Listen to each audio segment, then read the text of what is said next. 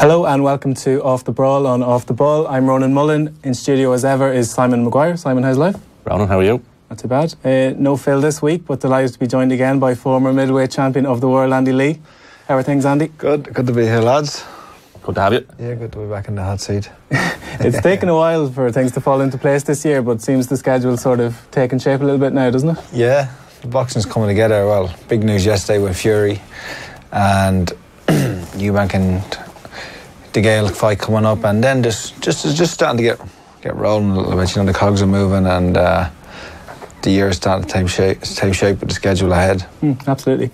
And on today's show, we'll chat about that ever-changing landscape of the heavyweight division as Tyson Fury and Anthony Joshua show their cards. We'll also look ahead to Saturday's super middleweight derby between James DeGale and Chris Eubank Jr. That amidst news that Billy Joe Saunders is set to join the ranks at £168. We'll run through all the other talking points from around the world of boxing as well. But it's with the domestic scene that we start today, and Saturday marks one of the most anticipated dates on the Irish boxing calendar as the Irish Elite Finals roll around again. Always a memorable day at the National Stadium, Andy. It's one of the best nights of the year. Well, it's probably the biggest night of domestic. It is the biggest night of domestic boxing because there's not so many big pro shows anymore in Ireland. So this is like one of the highlights. I was at the quarterfinals and I was at the semi-finals last week, and we've had a couple of the best fights I think already. Just the way the draw worked out, especially Michael Levin versus Gabriel Dusson was it was a fight wherever you've been at the Olympics. You know, that was the standard of the fight, and it's a shame that they had to meet so early in the competition. And Dusson came out on top slightly. I think there was only probably one or two punches in it, maybe one punch in it that separated the two fights. A lot of people had it from Nevin, but I thought Dusson just did enough, and he's going to fight Emmett Brennan in the final from Glasnevin. This will be a good contest, but you'd favour Dusson. The only thing I'd say about Dusson now is that he's carrying an injury on his right knee. He wasn't moving as well. He twisted it in sparring or something, did he? Yeah, I spoke to his coach, Mike Monger, and he said it was touch and go whether we'd actually fight on Saturday night. So hopefully that's recovered for him. But it's all something that Emmett Brennan might be able to capitalise on if he can make Dusson move and force him to move, you know. Yeah, it's always tricky when these injuries are in the public domain. If your opponent knows about it, it's so well publicised. Well, he didn't hide it. He had a big bandage on his knee, and you could really see throughout the fight. He did well throughout the fight, but when he came out of the ring, he was hobbling a little bit, hopping a little bit. But the big fight of the night on Saturday night is Kieran Malloy versus Paddy Donovan. It's again, it'll be one of those fights that will be good enough to be in the Olympics, and the winner of this fight, you'd say you tipped them for a medal in Tokyo. Donovan's quite young. I think he's only 19, but he's super talented, super confident, and has so much ability. Like, he's quite an exciting prospect. Yeah. And the same can be said for Malloy. He's a little bit older, a little bit more mature. You'd favour Malloy in terms of the strength. He looks a stronger fighter, but I think Malloy probably boxed with himself in the previous two rounds, so he hasn't really impressed that much. But you can see that he always, when he has to step up and raise his game a little bit within the fights, he has, and he's won his two fights well. It'll be one of the best welterweight finals in a long time, since probably James Moore versus Henry Coyle. So that was 2003. So this is one of the best welterweight finals. I think that fight alone is worth the admission fee, and should make anyone want to go, any casual fan want to go watch it. And Donovan, you see his clips in the rounds on social media, unbelievable skill set, but two southpaws, and given that he's quite young, might it be tricky to face up against the fellow southpaw? Yeah, well, he had a really tough fight. He fought Aidan Walsh last week from Monkstown in Antrim, and Walsh is a counterpuncher, but really negative and really tricky and tall and awkward. And I was really impressed how Donovan went about winning that fight, because it was wasn't it like, I don't even know if he was a favourite going into the fight. You might have favoured Walsh because he's older and taller and just the styles. But he went about the way he did it, and he boxed very well. He was aggressive, but also counter punch from an aggressive mindset. So like, it could be, like, Malloy is probably the favourite. He's the current champion. He's older. He's been around a bit more. He's on the international scene at elite level a bit more. And he's definitely probably the harder puncher at this time. But where Donovan has the advantage is probably a little bit in speed, and there's not much pressure on him. And he'll come out there and he's up for it. And you've seen him, he's cocky, he's confident, and to me, he's a future, like, he's a star for the future. I'm a big fan of watching his last 2 fights now, and like, really impressed with him. Yeah, and you say the word star. There is an intangible thing about him. He's got that star quality. He's got that X factor. He has it, yeah. For sure. And just in terms of the elite finals themselves, did you enjoy? Was it an enjoyable experience on the night when you fought? Well, I boxed. First time, I always had tough fights. You know, they're always tough fights, so that's the first and foremost. You enjoy it when it's over, yeah. And it's like this year, like, when you think that Kirk Walker hasn't entered, and Brandon Irvine and Joe Ward, those are huge names to be out of. You know, and no, Joe Ward has an injury, but I'm not sure why the others didn't. Like, they may be injured as well, but to me, you would do everything you can to win to be national senior champion. Or elite champion, as it's called now. It's like a feather in your cap, and you can walk around and say that. And I know Joe Ward is European champion, so maybe that trumps it all. Like, he's still probably classed the champion of Ireland if he's a champion of Europe. But I would love to see those guys fight, and I think there should be a lot more done, or try to get those guys to enter these competitions. Yeah, and Simon, it's one of the rare occasions you get so much Irish sporting talent in one building, and as Andy said, anyone who's around Dublin or can watch Dun TG Carr, it's a must-see, isn't it? Yeah, I mean, the atmosphere really ramps up, you know, especially the finals night, and I'm hoping to get down there myself as well. And for people the casual fan, it's just go down and enjoy it. And if you don't enjoy that night, you're not going to enjoy boxing, full stop. And then you can just walk away. But I guarantee you, if you go down even halfway through, just get in and see what the atmosphere is like, you'll come back again. And that's, I think, the best thing you can say about it, really. Yeah.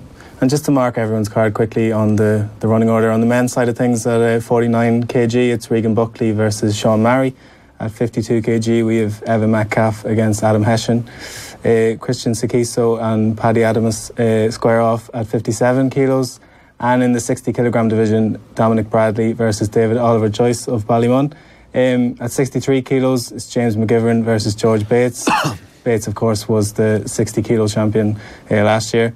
Fair to say, as Andy said, one of the most hotly anticipated clashes of the night is Malloy against Donovan. Up at 75 kilos, Gabe Dawson against Emmett Brennan.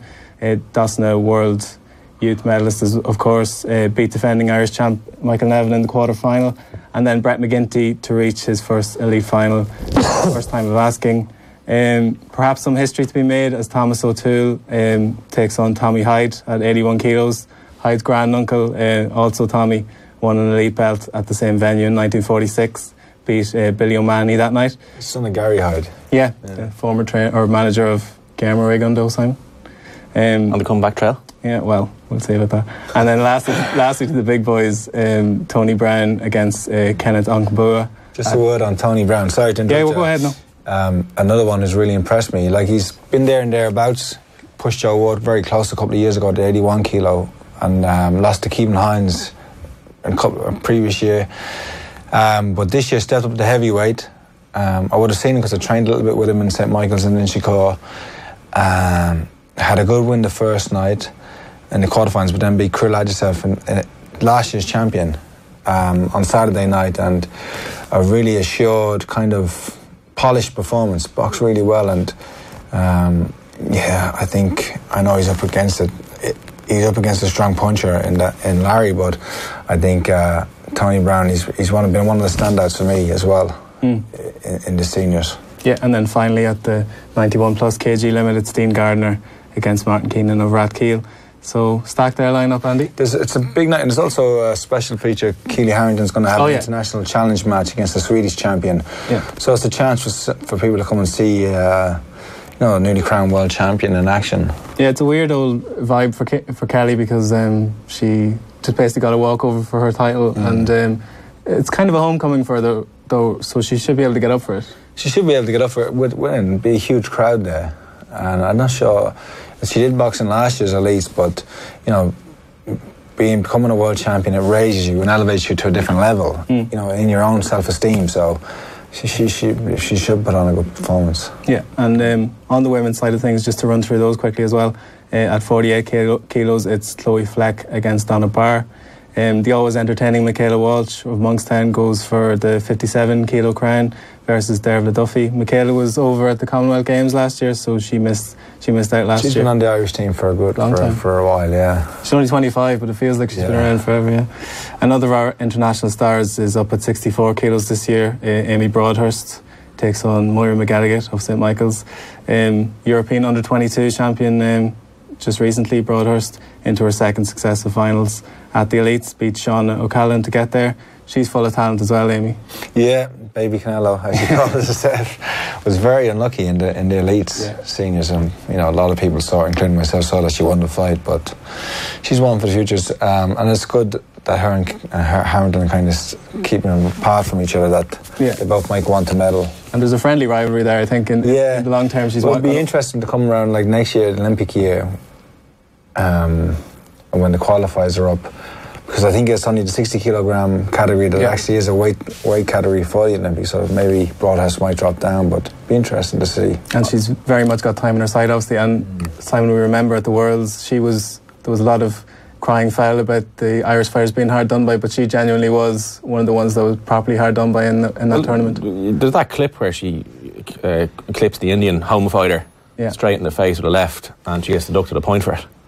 Yeah. That's just like criminal. I mean, that's amateur boxing, but it's boxing. It's amateur boxing. Like I hate to say this, and I know I'm not in any professional capacity, but I'm promoting Irish boxing. Yeah. But even in the seniors and the elites, over the last 2 weeks, I've seen a couple of decisions that I thought were insane. I don't think there's any corruption in there. I just think there's a total lack. Inept, yeah. They don't really know what to watch. Because it's an amateur sport, and these guys are just volunteers, and if they're available, they usually get the gig, but there was a couple of decisions there over the last few weeks, and you would be questioning, And it's obviously not a perfect science, but is this the best scoring method for amateur boxing, do you think? I don't know. At least with the computer scoring, there may have been some accountability, you know, and now it's... And you knew what they were scoring? When it was, and you could see it on the screen. Yeah. Now it's hard to see, because I think they're caught between the old system and the new system in terms of, do you score just the punches, or do you score aggression? If someone's boxing in a counter-punching style, moving, how do you, and it depends on the preference of the actual judge and what they like. Would you recommend former amateurs consider taking up judging? Oh, yeah, I think so. Part-time capacity, as long as it's obviously paid. Yeah, I think so. I think, it's always easy. It always helps if you've done a certain thing, if you've been in there and done it, even in terms of, and I say, reporting on boxing or watching it or having an opinion about it, always helps. And whatever is no discredit to you guys.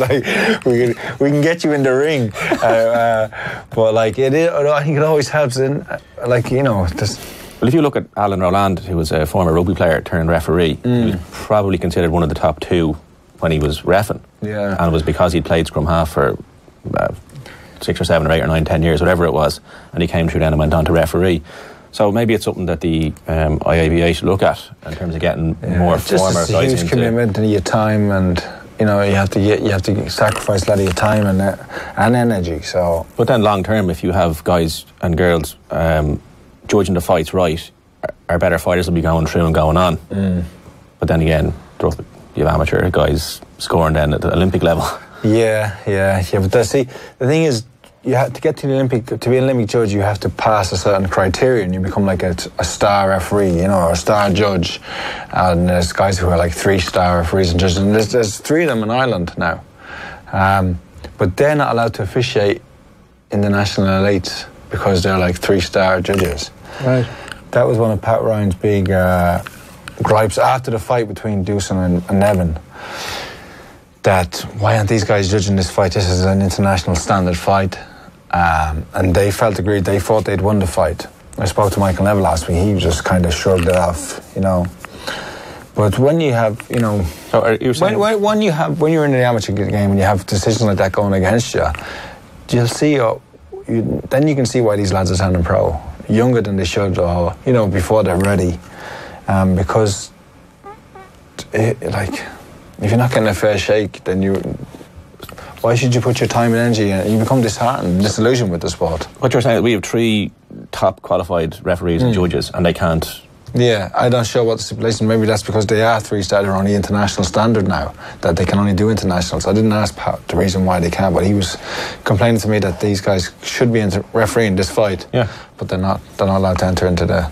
We can follow up with the Irish Association and we'll get back to the listeners next week. Yeah, absolutely. Just on the last couple of fights on that card, great fight at welterweight. Christina Desmond takes on reigning champion Gráinne Walsh, and that's a really high-class matchup. Desmond, the European elite bronze medalist, obviously, and takes on the defending champion. Walsh was brilliant last year on the night. I think she was voted best fighter of the night, so she'd be expecting to go for 3 in a row. These are all like, even though you can probably, like in a couple of them you'll see a clear favourite, but trust me, it's the senior final night, like it's the elite final night. They're all going to be contested. Like they're all going to have a will and a want to win. So I think across the card, they're all competitive fights.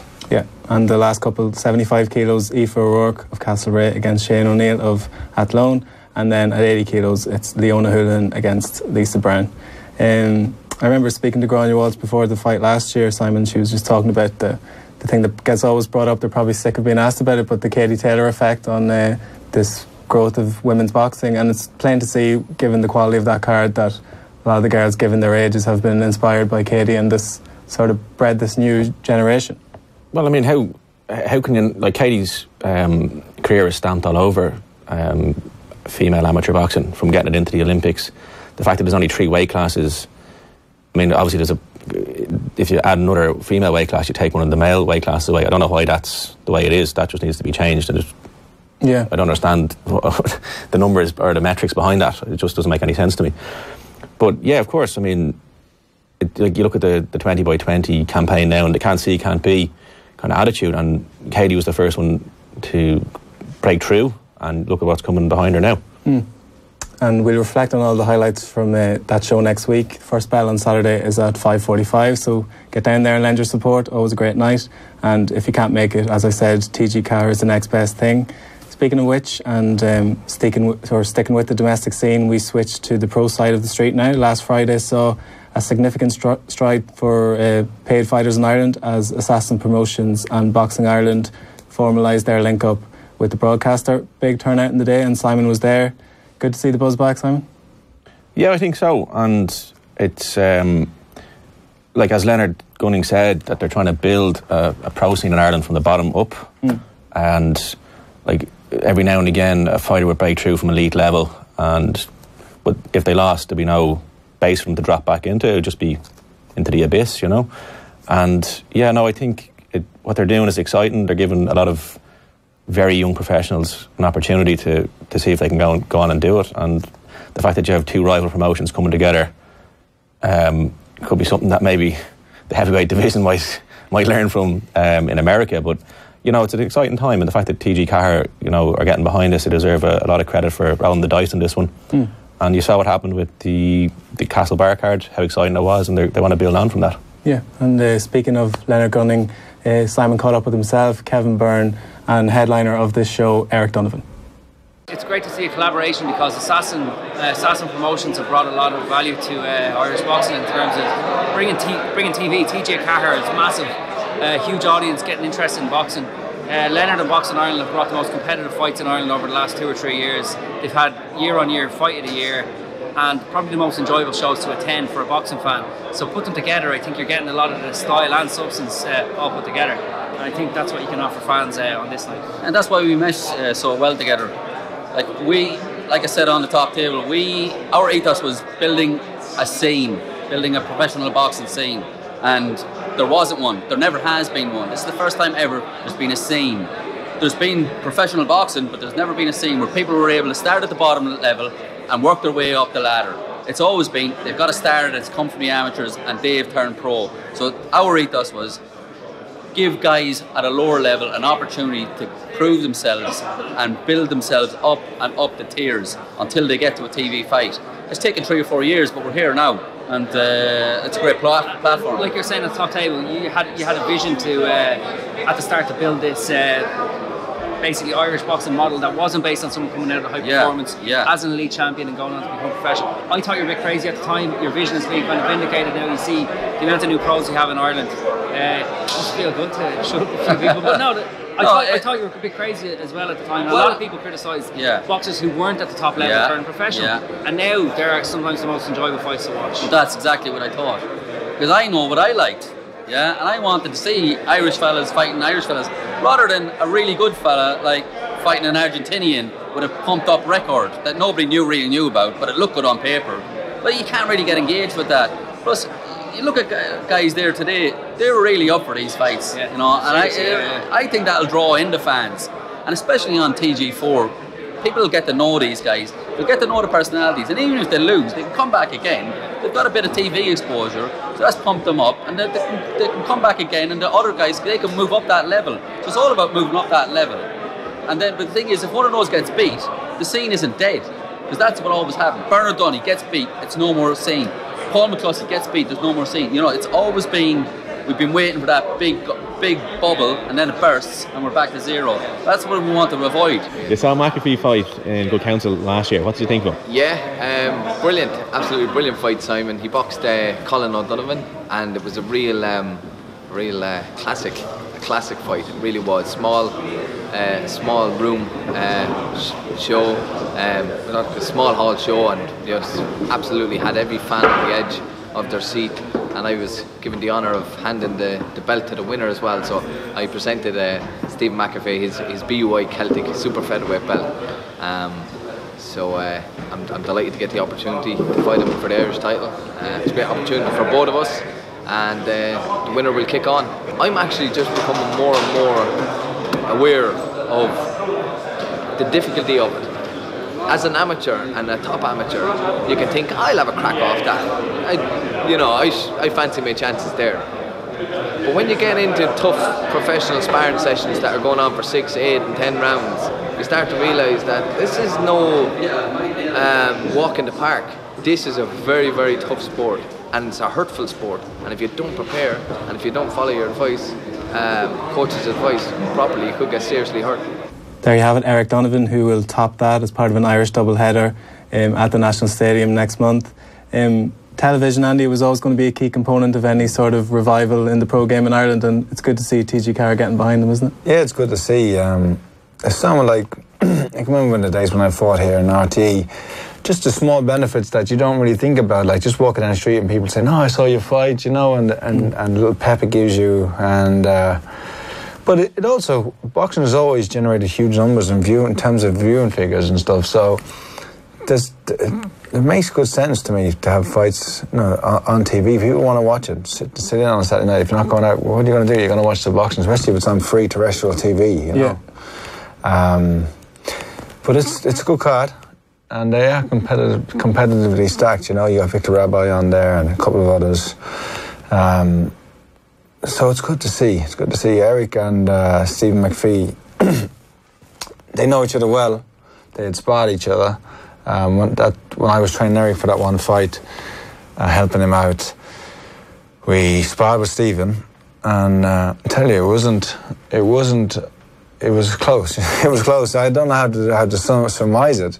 But competitive. It was nip and tuck, yeah. And what he lacks in his technical ability, McPhee, he makes up for in kind of aggression and tenacity.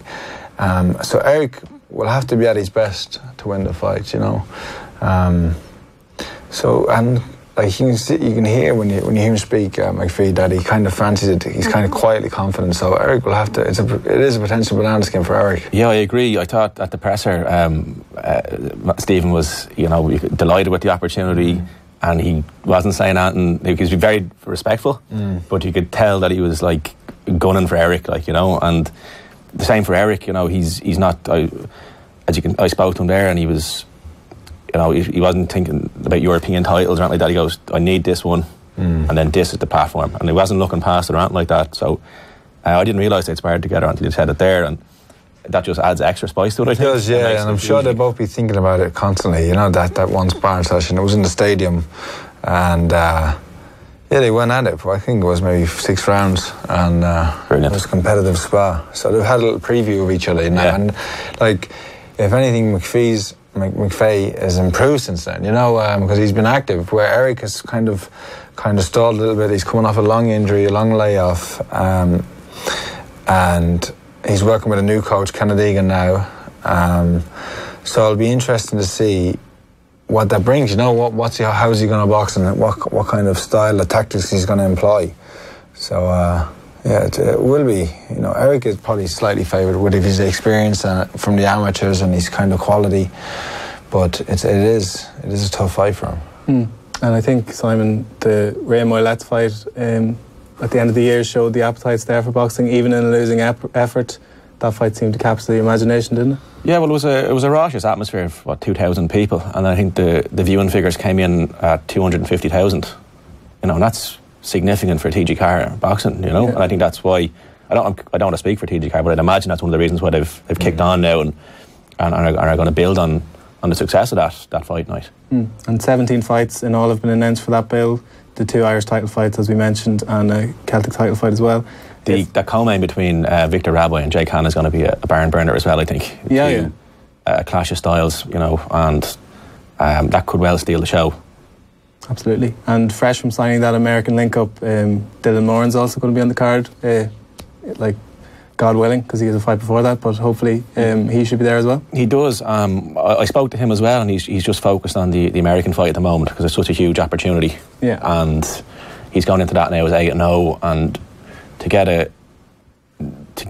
a platform in America, you know, for such a young Irish guy is huge. And he just said he's delighted to be on the card, but he's delighted to be on the March 30th card, but he's not looking past the chance he has in America. Yeah. So yeah, I mean, we'll talk to him in a couple of weeks I'd imagine before he goes out to the States, and we'll see where he's at. Absolutely. And just to stick with the Irish pro scene for a second, Johnny Stapleton was reporting that it looks like a compromise might be reached for Dennis Hogan and Jaime Munguia. That fight there was talk of it being in Australia, talk of it being in Mexico, but it looks like it's going to land somewhere in America, and both sides seem happy with that. So Johnny's reckoning that should be agreed sometime this week. So that'd be a great opportunity for Dennis on a big platform, Golden Boy show. Well, I heard about it, you know, going back and forth. I was fearing the worst, that it might fall down. Monica's a big light middle, so there's been talks about him moving up to middleweight already. So I'm glad if they can get the fight sorted out. It'll be huge for Dennis. Yeah, huge achievement just to be in there fighting for a world title after where he's come from. So who knows? And he's got a chance. You know. And we saw Munguia, like, most recently blew Liam Smith away. Liam Smith's a handy enough operator, so it shows Munguia's got power in both hands. Have you seen didn't look that good. Didn't look that good in his last fight. Now he kind of failed, but I'd say I can see him having a lot of weight issues. You know, and the longer it goes, the worse he's going to suffer from that. Yeah. Because he's such a big, kind of hairy, raw bone guy, but he is a powerful guy. You know, he is strong. Especially like when you think who he's beaten, Saddam Ali. Yeah. That was an upset. You can even say Liam Smith was an upset, you know, and in some way. And Dennis is going to have to be at his best to do anything with him, you know. Yeah. I'd say that should be the first half of the year, so looking forward to that one as well. A few Irish world title fights on the horizon. We turn now to the international scene and the endless drama of the heavyweight division. Anthony Joshua's April date is in the dust now. The Londoner instead heading across the Atlantic for a June meeting with Jarrell Miller. In somewhat more surprising news, Tyson Fury's next move has also been confirmed, albeit outside the ring. The lineal champion has taken the surprising step of signing a co-promotional agreement with Top Rank and ESPN, scuppering any easy route to a potential rematch with Deontay Wilder.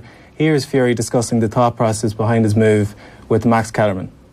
It was no secret that I wanted to fight in America from now on. And what better station to pick than the biggest station in the US? The most exposure, and I believe I'll get the biggest and best fights available. So it didn't come down to just a money situation? You had your mind on what best way to enter kind of American popular sports culture?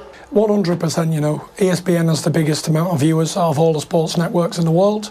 And I want to broadcast myself in the United States, so every British actor, singer, dancer, performer, sportsman, if they want to make it big time, they've got to go crack America. And this is the first step on my journey. Tyson, I consider you, I don't think lineal championships can be lost other than in the ring.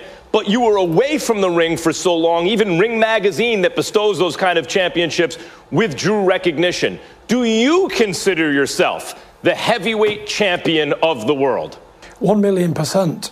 You can't lose a lineal championship unless you retire for good or get beaten in the ring. Even Ring Magazine still recognised me as a lineal heavyweight champion, and they took the belt from me because it was inactive for so long, which was understandable, really. So I'm still a lineal heavyweight champion. I should be the WBC heavyweight champion, but that's another topic for another day. And everybody knows the truth, so it's a big adventure and a big story for me now to start this next chapter with ESPN and Top Rank, and I'm looking forward to the journey. Tyson, last time we saw you in the ring, you were looking up at the ring lights. I swore you were done. 12th round of a title fight, and somehow you were way up in the fight, in my opinion. Somehow you picked yourself off the deck and finished the fight. How'd you do it? I only did, Max, what all great champions do, and that's get up off the floor and win. I rose to my feet when I was on the brink of defeat. I rose like a phoenix from the ashes. I had a lot of weight to carry, had a lot of points to prove, and I had a lot of hope to give to people who were suffering with mental health problems. And I wanted to show more than anything, more than a boxing contest, that against all odds, anybody can come back and do anything they desire. And I proved that on the night. Tyson Fury there, who's believed to have signed a 5-fight deal worth a reported £80 million. Whether any of those 5 fights will be Wilder or Joshua remains to be seen. I know Fury says he believes the deal will make a rematch with Wilder more makeable. It's hard to see any logic in that, really, isn't it? Yeah, there's none in what he's saying. Like, Top Rank have a history of keeping fights in-house. Again, not to be bringing up Manny Pacquiao on every podcast, but I mean, he fought, Timothy Bradley 3 times, Joshua Clottey, Margarito. Marquez 4 times. Yeah, well, they were all good fights by the third one. But, you know, so Bob Arum was very kind of strategic in how he does things. And you look at even Terence Crawford in the welterweights, you know, he's kind of swimming in an ocean all alone in the Top Rank pool. I think there's enough money on the table for the Wilder-Fury rematch, but it just makes negotiations that bit more difficult. You look how long it took Showtime and HBO to come together for Pacquiao and Mayweather, and yeah, it just muddies the waters that don't need to be muddied. It was a simple rematch, let's get it done, and now we're kind of Yeah, and Andy, we were chatting at the weekend, it seemed that fight was all but done, the Wilder-Fury rematch, and it's kind of taken everybody by surprise, this deal, hasn't it? Yeah, it's come out of the blue. It'd be interesting to see if Showtime have the option of a rematch. You know, if they have the rights, sometimes in a TV contract, that's kind of stipulated that there'll be, if there is a rematch, so we have the first right of refusal. But it should come down to, in the ideal world, and has happened before, that whoever offers the most money for the fight will get it. Yeah. Now, like on a separate issue, there's been a purse bid that's been delayed twice for the fight, but from the WBC, who sanctioned an immediate rematch. They postponed the purse bids because they said that both sides were close to reaching the deal. Shelley Finkel said last night that he's going to speak to Frank Warren immediately and try to get the fight on. From reading in between the lines, I don't see the fight happening. No, I know. I see. In a way, Tyson Fury's probably been smart and looking after his own career. He's had these hard fights. He's probably thinking, I'll get well paid, I'll get 10 million or whatever it may be, and I'll fight somebody who's never going to challenge me, who's not even going to be a threat. Yeah. You know, and that's well within his rights, and it's probably a good, in terms of career move for him. From the fans' point of view, we want to see him fight Wilder, we want to see him fight Joshua, but from his own point of view, in terms of his health and his financial future, that's probably the best move for him. And just the way he was speaking yesterday led me to believe that that's the way it's going to go. But when you look at it, the heavyweight division at the moment, there is no real challengers out there. You know, they can't really sell these fights. If they do sell them, then they're not going to be pay-per-view because, you know, once Miller and Joshua's out of the way, Povetkin's gone, you know, you got Pulev. He could challenge one of them, but he's kind of tainted as well, isn't he? You know, he's not a star. You know, he's not a big name. There's a lack of names and a lack of big fighters outside of the big three. Dillian White is the one who would challenge any of them and generate pay-per-view. But that's basically it, isn't it? It is, yeah. Everyone else is gone. And Joseph Parker has quickly sort of turned into a gatekeeper. He gets brought up as an opponent more than a proper champion these days. So. The thing about Fury and doing this deal is, even like, for Fury, he's been the away opponent in going against Klitschko in his first challenge. In his second challenge, he's been the away opponent.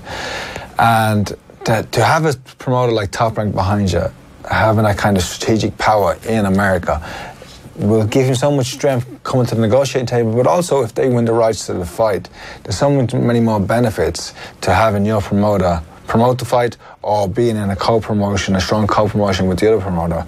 In terms of like, just say when he went to the Klitschko, when he went to Germany, when he went to fight Wilder, everything would have been dictated to him. Even down to small things like the fight schedule, like where you got to be, when you got to be. And a lot of the times those things you're being told those things very late in the day. You know, like, within the space of 2 hours, okay, you got to go do an interview over here, and you might have a training schedule. You might have just relaxation time or going to meet your family, but all of a sudden you're upset because, and these things are done purposely.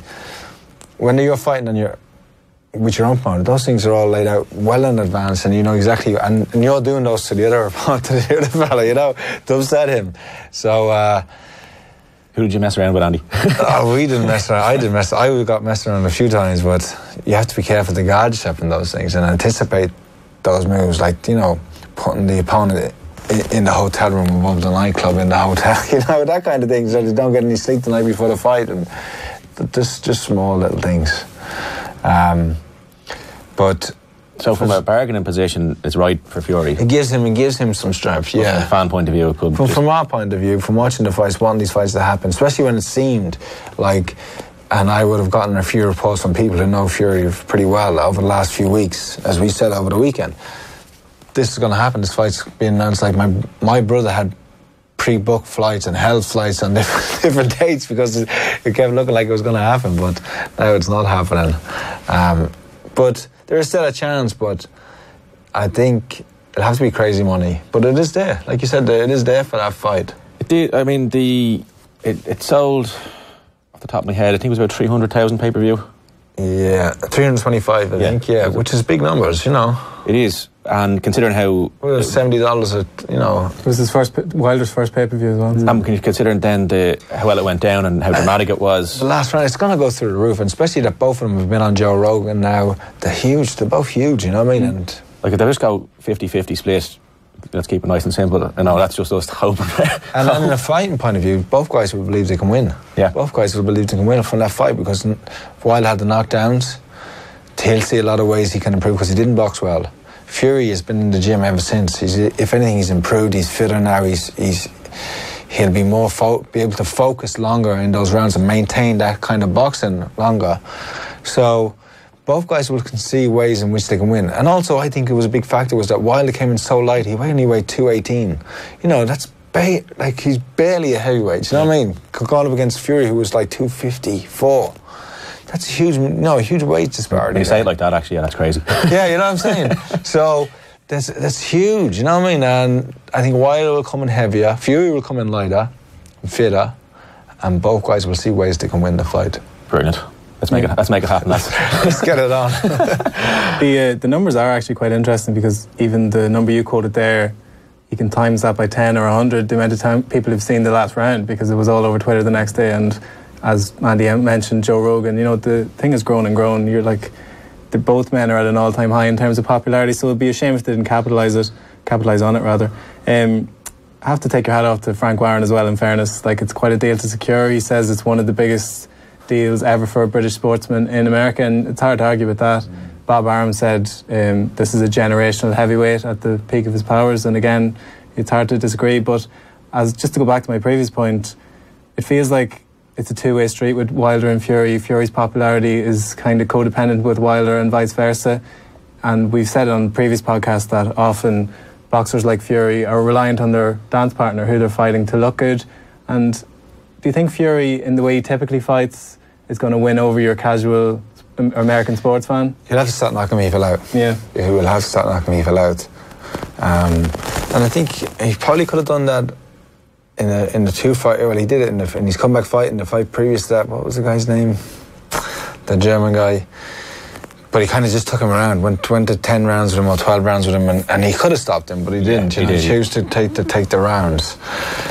But he will have to start knocking people out. Because in America, that's currency. That's what it means. They want the explosiveness, and he don't have to do it in the first round or even after the sixth round, but he has to do it within the 12 rounds and get the knockout. But you have to, on what you said, like, you have to kind of say Frank Warren is back. You know, he's back from the abyss, hasn't he? You know, look at his stable. It's impressive, isn't it? There's an argument to say that it's a better stable than Matchroom at the moment. Like, when you think that where he was, you know, fighting in Box Nation, like, had to generate his own channel. The fighters were like jumping ship, you know, like rats off a sinking ship, and all of a sudden he's kind of built himself back up from the ground, and they have a strong stable of fighters. When you look at like the pay-per-view fighters they have, Warrington, Frampton, Billy Joe Saunders, Tyson Fury, Anthony Yard, slightly maybe Dubois is going to be again, and you look at Matchroom at the moment. They have really good fighters in terms of Josh Kelly, Ryan Burnett, and good fighters throughout the way. Those young Olympians who turn Boatsi, O'Coley, Cardle, but Cardina, I mean. But when you look at the pay-per-view outside of Anthony Joshua, there's not much, is there? You know, there's not really many. Yeah, it's kind of dependent on these supercards or Dillian White's got a couple of them. White, yeah. But outside of that, there's not. No, it was only yesterday looking at that press conference, and you see the pillars with all the different fighters, it's Warrington, Frampton, etc., and you're like, he's really put something together. Liam Williams is one you could see winning the world title too. Yeah, he's handy, isn't he? Yeah, he's really impressed me.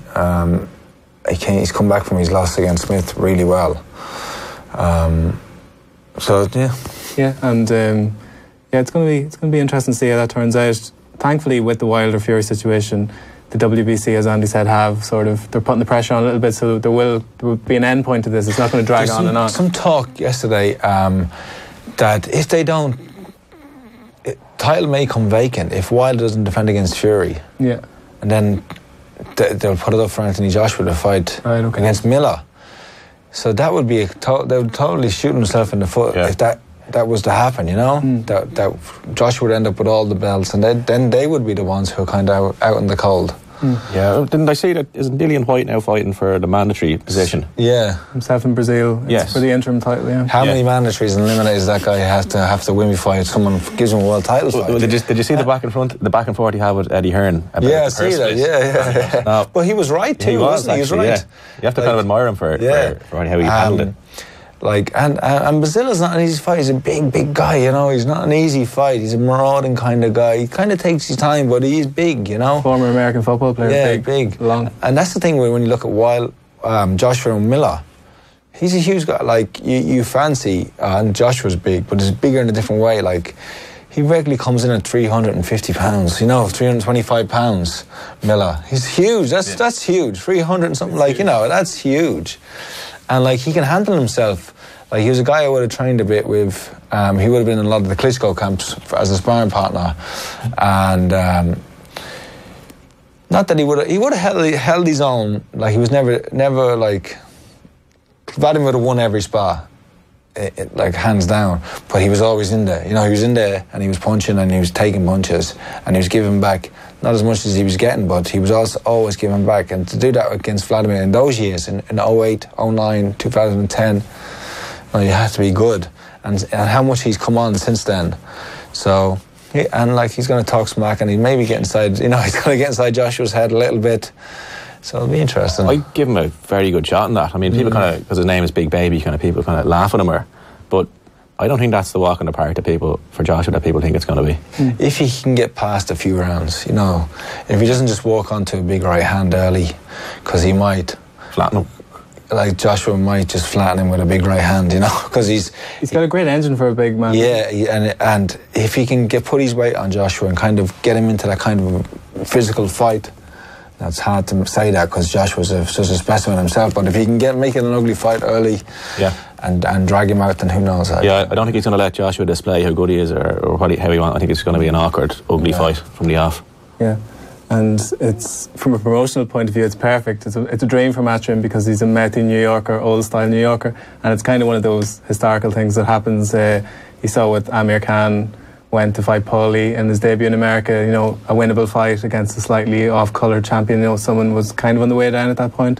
And then you had, going back a bit further, Naseem Hamed against Kevin Kelly, slightly faded champion, but talked a great game and produced a great fight. So I'm sure they're hoping for something similar. It looks like Madison Square Garden's going to sell out if the pre-sales are written to go by. So that'll be a hell of a statement to sell out MSG on your American debut, wouldn't it?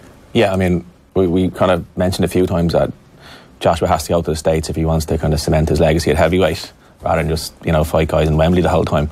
And where better to set up than MSG, you know? And you mentioned Wembley, and a lot of people would have booked their hotels for April 13th because that was the date. But there is some world title action that weekend at Wembley, albeit at the arena. Billy Joe Saunders going to fight for the vacant WBO super middleweight title. That kind of came out of nowhere as well, Andy, didn't it? Yeah, well, it seems like Frank Warren's gone out of his way to kind of not rub salt in the wound, but, you know, just to don't stick a middle finger up or just get one over Eddie Hearn in any way he can. It did come out of the blue, but what was muted before for a while that he would move up to super middleweight, Billy Joe Saunders, and he's got to fight to go up and fight immediately for the super middleweight title, and he can always come down. Yeah. So again, it's another masterstroke by Frank Warren, isn't it? You know, like, you know, he gets a lot of stick, and that, he rubs people up a lot the wrong way, but he's looking after his fighters at the moment, and you have to respect that, you know. Like, Saunders never been renowned as a big puncher throughout his career, but like those skills will probably carry up to 168, and it's not the deepest pool in comparison to the middleweight division, which is stacked at the moment. No, it's probably a good time to be a super middleweight, you know, compared to years ago when you had the likes of Froch and Ward and all those guys. So, and if you're a belt holder, then you kind of, and, you know, he's seen that Canelo's fought at super middleweight, so maybe that'll be something there for him, you know. I think that with him moving up, it doesn't it open up for Triple G to be the mandatory for Andrade? He's been named a mandatory, yeah. So, like, we're kind of waiting to see what Golovkin does next. He's kind of, since the loss, he's just been dragging that out a little bit now. Yeah, just tell us what you're doing. Like, there were a lot of reports that he would sign with the Zone, or like, it remains to be seen, you know. I don't know. And there was some reports about him splitting from his manager Tom Loeffler and stuff like that, and then Tom was quick to shut them down. But I think he's still a huge name, you know. He's still a huge name, and the rest won't do him any harm. No. Once he gets his house and all that, he's probably looking at the Canelo money that, you know, and thinking, well, I deserve the same. He probably, you know, he feels that he's won both fights. He said that before, and so why don't I get the same money? So and if he's not, that's probably where the sticking point is. Yeah. I mean, it's probably the right time for him to wait it out as much as we want to see him fight, because there's kind of three people now kind of chucking offers left, right, and centre, and we just want to get him back in the ring, I think, now at this stage, or see what his plans are. Yeah. Has he got maybe 3 big fights left in him? Yeah. Well, I think he's got 2 fight deals on the table from each of them. So ESPN, PBC, and DAZN. By all accounts, DAZN are offering the most money, and there's the most possible matchups. So the common sense move would be to go there. But maybe he wants to go to ESPN and get the recognition he feels he's been denied. You just don't know what's going on, because it seems like a straightforward choice, but there's obviously things going on behind the scenes there. Just last word on Saunders.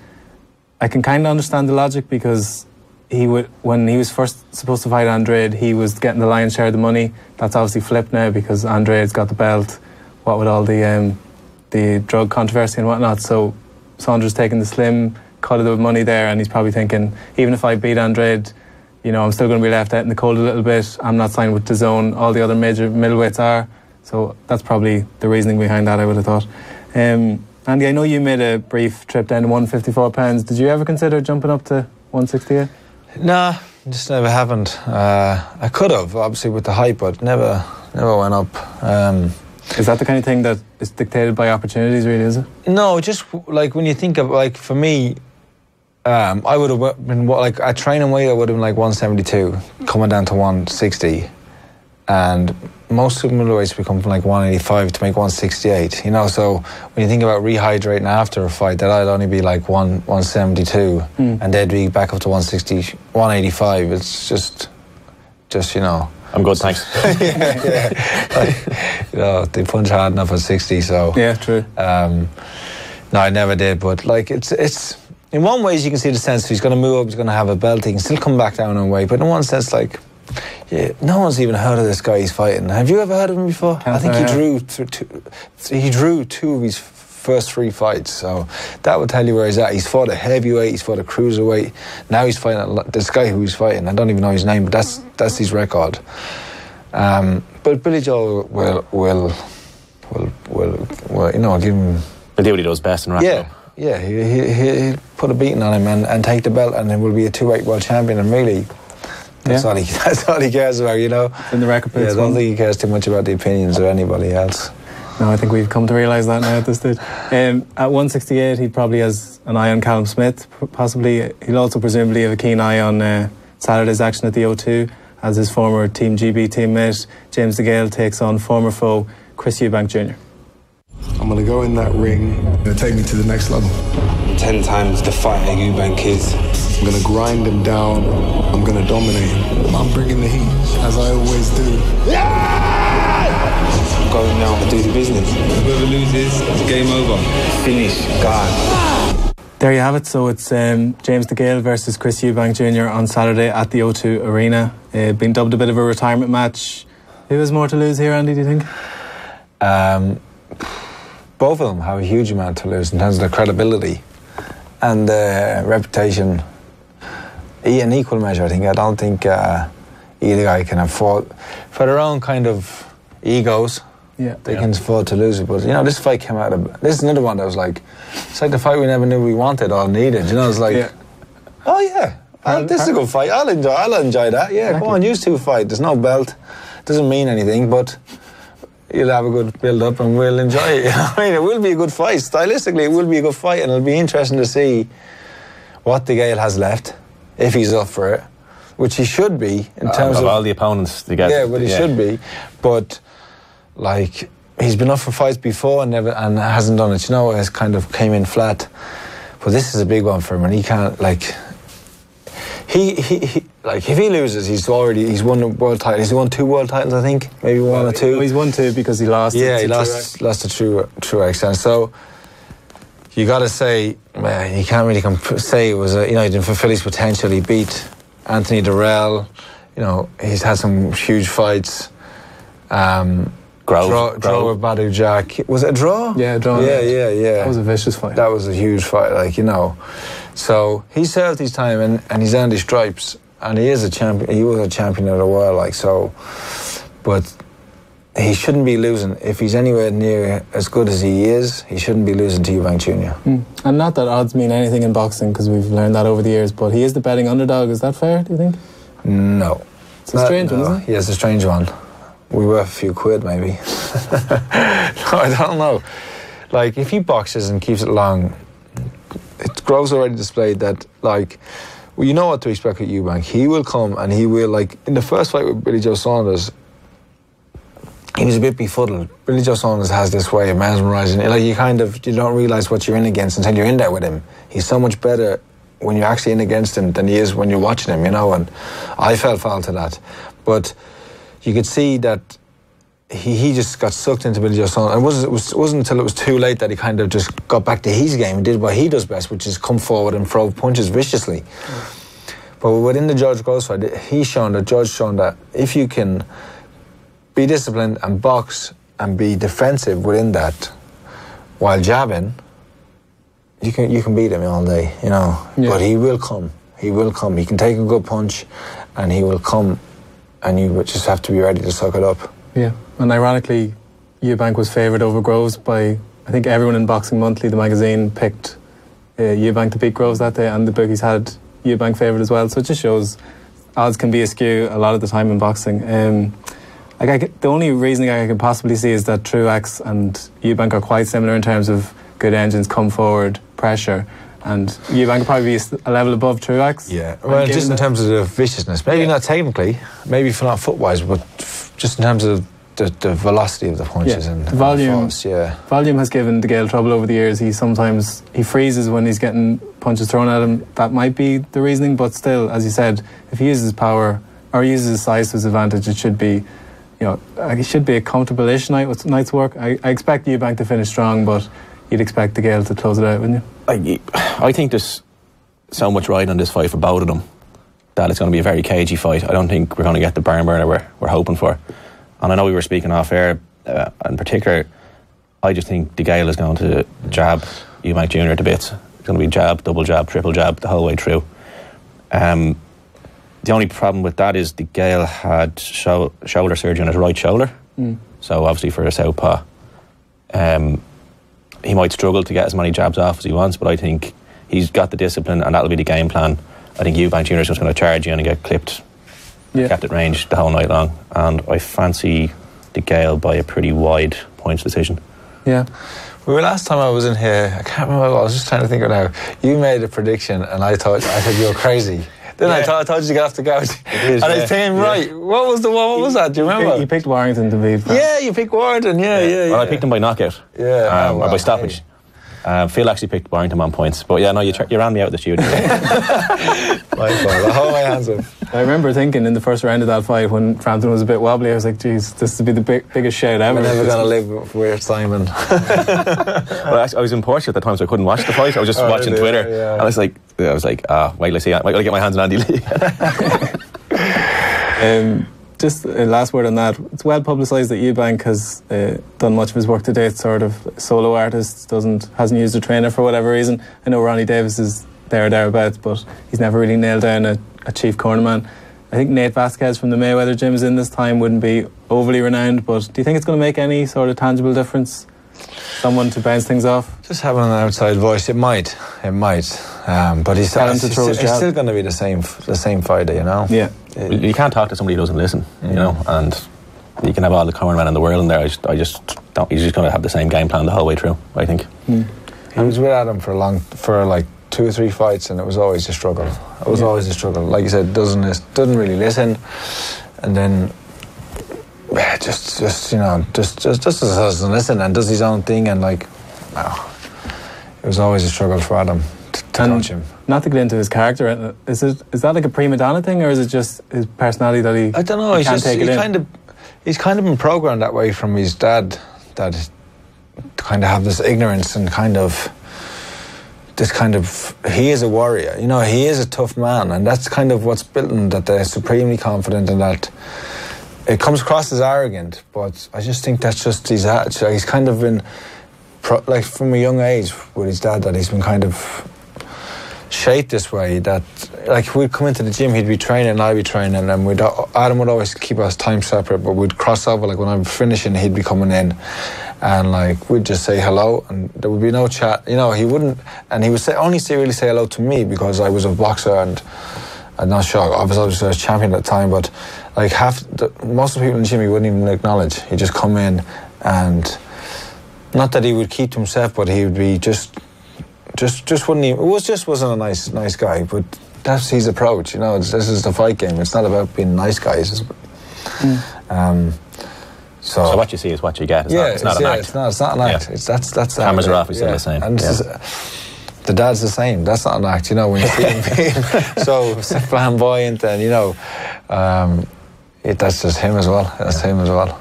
He's also signed up with Al Heyman now. I think it's a 3-fight deal, and DeGale's obviously signed, so he's covering himself both ways there, Al. But the thing that made Eubank such a tough out at middleweight was that relentlessness we talked about, the physicality. But that's kind of negated at super middleweight, because as we saw, Groves just sort of manhandled him a little bit. Yeah, but he kept coming. He was always dangerous against Groves.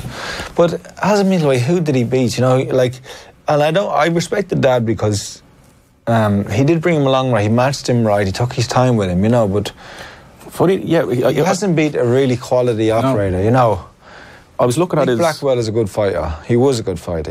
That was a win, but it was obviously a brutal fight, and it had a terrible outcome. But the moves to 168 seemed premature. He lost to Saunders and just sort of threw his toys out of the pram a little bit. I know he tried to rebuild with Adam, but moving to 168 for Arthur Abraham, Yildirim, and then ends up fighting Groves. It just doesn't seem to be any career plan. I take your point that... Yeah, he had an opportunity. He could have stepped in and fought Golovkin when Kell Brook fought him.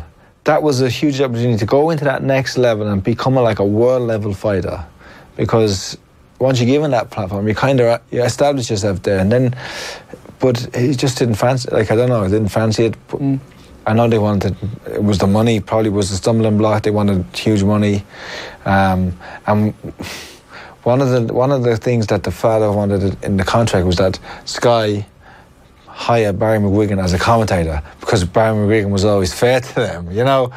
Like, this is the type of things that, this is what it was coming down to, like, you know, it was coming down to this kind of level of pettiness. So, like, he had a huge opportunity, but now he's kind of here. Like, if he loses this fight, he can forget being taken seriously again, you know, at any sort of level, because it's getting a bit late in the day for him in terms of his age, and he can only go to the well so many times before.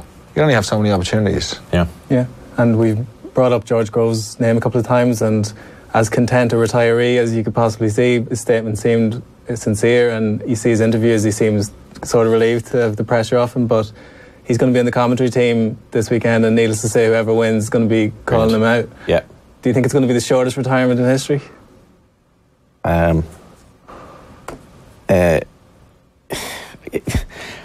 Like, he would take both those fights, and I think he'd win both those fights.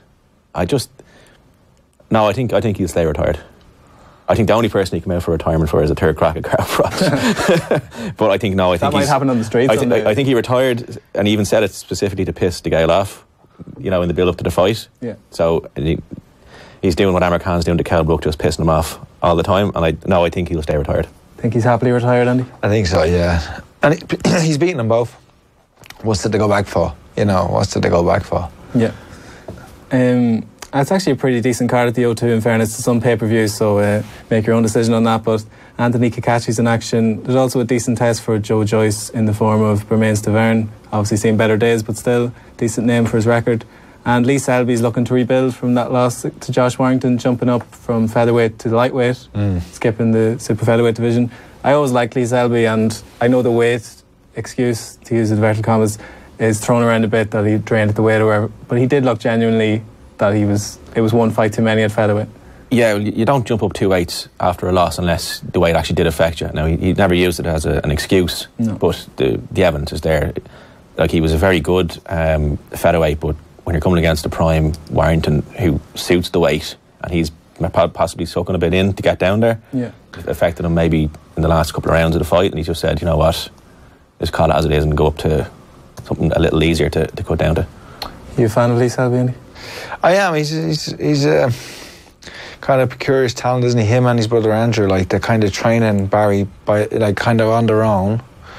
Frankie Bogg is their coach, but they're talented. You can see that, you know, but they kind of have their own style that they, like, some of it's American kind of Floyd Mayweather-esque, and some of it's just their own kind of a style, like a unique style. And it'll be interesting, like, he's been a world champion, he was IBF champion, so we'll see if he can do that now at the new weight, and if he can continue. You know, some of it's, a lot of time it comes down to desire as well, and how hungry you are. But I think, you know, the weight it wasn't an issue in that fight, but Warrington's probably, after seeing him in the flesh against Frampton, and he's hugely underrated. You know, even by me going into the Frampton fight, I didn't give him any of the credit that he deserves, because I think he gives, like, he could be the best at the weight on his day, you know. He could be the best featherweight out there, because his style, his engine, and how he fights, it's just very hard to combat. And he seems to be punching harder. Well, I don't know if that's something you can necessarily work on. No, but just that he sits so low in the exchanges and he just swings his punches. And like, when he was hitting Frampton, he was hitting him up around the temple, and you don't have to be a big puncher, like, especially early in a fight.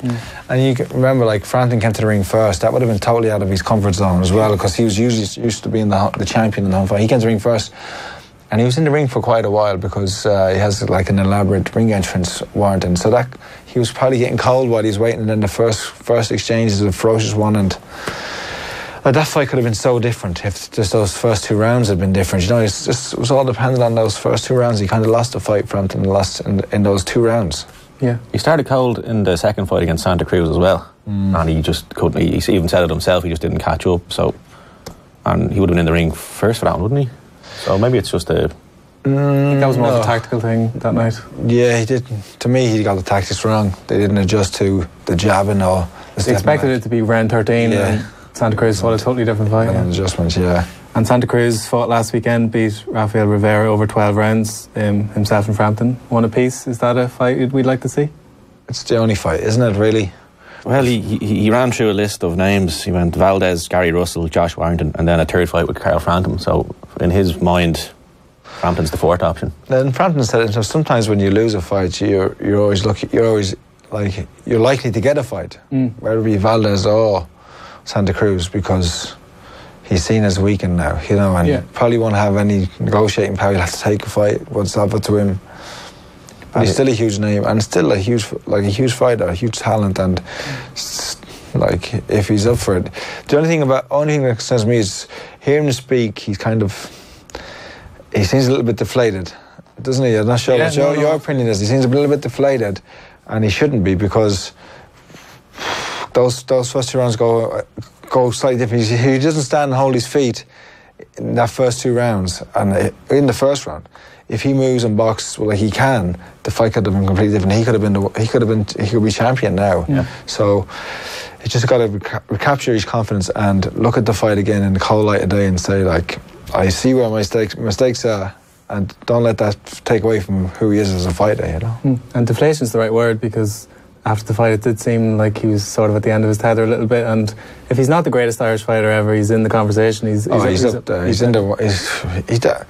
He is probably. Yeah. No, he's up there. He is, from terms of his achievements and what he's done, he is. Yeah. And I sort of concluded at the end of the year that he probably was going to call it a day, but there has seemed to be he seems a little bit revitalised. I don't know if it's something in training or they've seen something on tape. And to Andy's point, sometimes when you're defeated, the opportunities come up. I remember when Carl Fratch lost to Andre Ward and was written off, he got a fight with Lucien Bute and blew him away. So these things happen. You just never know. And last point in Warrington, himself against Oscar Valdez might be one of the best fights that can be made in boxing. What do you think about him against Barry Kid Galahad? Yeah, I think it's a tougher one, and people aren't giving Kid Galahad enough credit. I think he's got an awkward style, and he's in the Who Needs Him club, sort of. Not a huge draw, but he's so much. He's not a huge draw that it's on terrestrial TV and not pay-per-view as well. Well, I think that's another ply by Frank Warren, as I said earlier, to put the finger up at Matchroom, because any show that they have is now seeing any real world title fight seems to be pay-per-view, and this is one where he's saying, he's making a serious point of saying that this is going to be on terrestrial. Well, not even terrestrial, subscription. That's right, sorry, BT, subscription. Yeah. So you're still paying for it. Just go back to Santa Cruz there. Just on one thing, he threw 1,273 punches in that fight against Rivera. Yeah, that's insane. He averages 1,000. Even that's above average. 1,273 punches he threw. It's crazy. He's got his physique sort of defies his style, doesn't he? He likes to get low and fight on the inside, even though he's tall and rangy. Yeah, it would seem from the Frampton rematch that might suit him better, but he's 30 now, he's sort of that, and that's the hand he goes with. So I didn't see the fight, but I see the last 10-15 seconds was shown there, and it wasn't he might be through 1,000 punches, but he's not throwing any power in any of those shots, is it? They had a last 10 second standoff brawl, and I don't think if any of them landed, anyone was going down, but it was still great to watch. Yeah, well, I think that's just about our lot for today. Thanks, Andy. Thanks, lads. Thanks, Simon. Thanks to producer Tom as well. We'll be back next week. We'll chat to you then.